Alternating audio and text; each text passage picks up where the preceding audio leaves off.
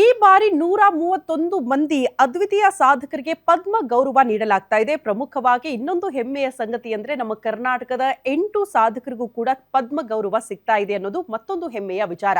ಇದರ ಜೊತೆಗೆ ಶುಭಾಂಶು ಶುಕ್ಲಾ ಅವರಿಗೆ ಈ ಬಾರಿ ಅಶೋಕ ಚಕ್ರವನ್ನ ನೀಡಲಾಗ್ತಾ ಇದೆ.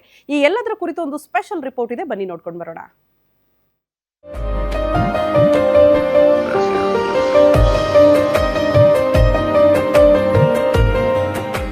2026ನೇ ಸಾಲಿನ ಪದ್ಮ ಪ್ರಶಸ್ತಿಗಳು ಪ್ರಕಟಗೊಂಡಿವೆ. 131 ಮಂದಿಗೆ ಗೌರವ ನೀಡಲಾಗಿದೆ.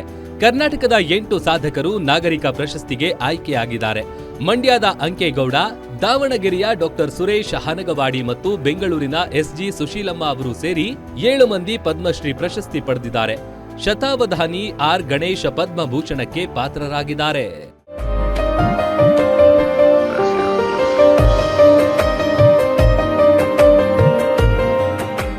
ಯಾವ್ಯಾವ ಕ್ಷೇತ್ರದಲ್ಲಿ ಯಾರ್ಯಾರಿಗೆ ಅವಾರ್ಡ್ ಅನ್ನೋದನ್ನ ನೋಡೋದಾದ್ರೆ, ಅಂಕೇಗೌಡ ಎಂ ಪದ್ಮಶ್ರೀ ಸಮಾಜ ಸೇವೆ, ಡಾಕ್ಟರ್ ಪ್ರಭಾಕರ್ ಬಸವ ಪ್ರಭು ಕೋರೆ ಪದ್ಮಶ್ರೀ ಆರೋಗ್ಯ ಮತ್ತು ಶಿಕ್ಷಣ, ಎಸ್ಜಿ ಸುಶೀಲಮ್ಮ ಪದ್ಮಶ್ರೀ ಸಮಾಜ ಸೇವೆ, ಶತಾವಧಾನಿ ಆರ್ ಗಣೇಶ್ ಪದ್ಮಭೂಷಣ ಕಲಾಕ್ಷೇತ್ರ, ಶಶಿಶೇಖರ್ ವೆಂಪತಿ ಪದ್ಮಶ್ರೀ ಸಾಹಿತ್ಯ ಮತ್ತು ಶಿಕ್ಷಣ, Shubha Venkatesh Iyengar Padmashri science and engineering, doctor Suresh Hanagavadi Padmashri ವೈದ್ಯಕೀಯ, ಟಿಟಿ ಜಗನ್ನಾಥನ್ ಮರಣೋತ್ತರ ಪದ್ಮಶ್ರೀ ಟೆಂಡರ್ ಅಂಡ್ ಇಂಡಸ್ಟ್ರಿ.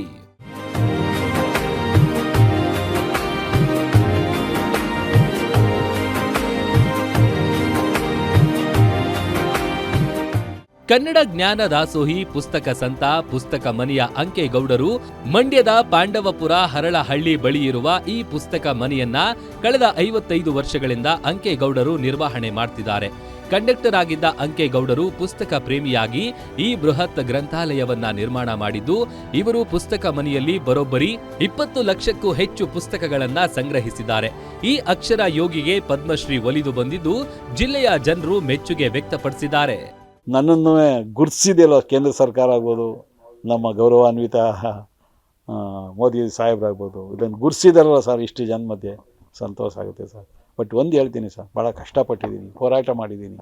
ಇದನ್ನು ಈ ಜಾಗಕ್ಕೆ ಸೇರಿಸೋದಕ್ಕೆ ನನ್ನ ಏನಿದೆ ನನ್ನ ಜೀವನವನ್ನೇ ಇದಕ್ಕೆ ಪಣ ಇಟ್ಟು ಮಾಡಿದ್ದೀನಿ ಸರ್. ಯಾಕೆಂದರೆ ಒಂದು ತಲೆಮಾರು ಉಳಿಯಲಿ, ನಮ್ಮ ಮಕ್ಕಳಿಗೆ ಮುಂದೆ ಪೀಳಿಗೆಗೆ ಇದು ಅನುಕೂಲ ಆಗಲಿ ಅಂತ ನಾನು ಮಾಡಿ, ಇಲ್ಲಿ ಯಾವುದೇ ವಿಧವಾದಂಥ ನೀವು ಒಂದು ಲೈಬ್ರರಿ ಮಾಡಿ ಮೇಂಟೈನ್ ಮಾಡೋದು ಕಷ್ಟ ಇದೆ.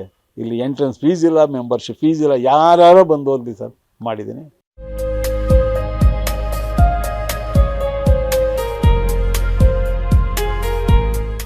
ಇನ್ನು ಮಧ್ಯ ಕರ್ನಾಟಕದ ದಾವಣಗೆರೆಯ ಡಾಕ್ಟರ್ ಸುರೇಶ್ ಹನಗವಾಡಿಯವರಿಗೆ ಹಿಮೋಫೀಲಿಯಾ ರೋಗಿಗಳಿಗೆ ನೀಡಿದ ಸೇವೆಗಾಗಿ ಪದ್ಮಶ್ರೀ ಪ್ರಶಸ್ತಿ ಲಭಿಸಿದೆ. ಇದು ಜಿಲ್ಲೆಗೆ ಲಭಿಸಿದ ಮೊದಲ ಪದ್ಮಶ್ರೀ ಗೌರವ. ಮಾವನ ಸಾವಿನಿಂದ ಪ್ರೇರಿತರಾಗಿ ಸುರೇಶ್ ಅವರು ವೈದ್ಯರಾಗಿ ಕರ್ನಾಟಕ ಹಿಮೋಫೀಲಿಯಾ ಸೊಸೈಟಿಯನ್ನು ಸ್ಥಾಪಿಸಿ ಸಾವಿರಾರು ರೋಗಿಗಳಿಗೆ ಉಚಿತ ಚಿಕಿತ್ಸೆ ನೀಡಿದ್ದಾರೆ. ಇವರ ಸಮಾಜ ಸೇವೆ ಪರಿಗಣಿಸಿ ಪದ್ಮಶ್ರೀ ಗೌರವ ಸಿಕ್ಕಿದೆ.